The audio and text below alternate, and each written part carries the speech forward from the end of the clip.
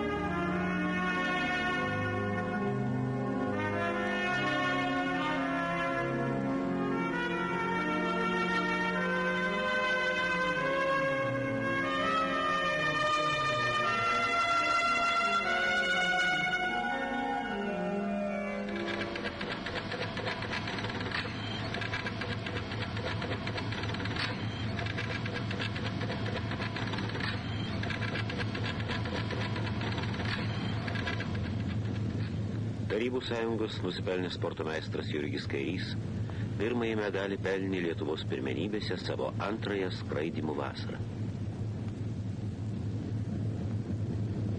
Man atrodo, pradžiai, tai, sakykime, žmogus kodėl pasirenka, tai jis tikis romantikos kažkokios, tai tikis visko.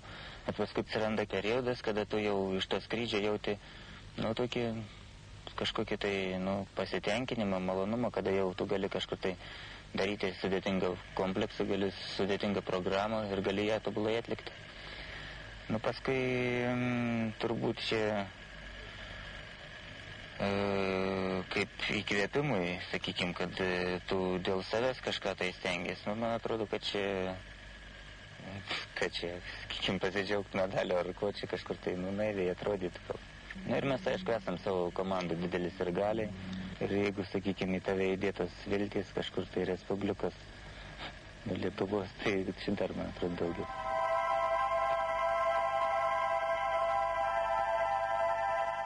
Europos ir pasaulio čempionas Jurgis Kairys vis dar ieško savojo skridimo.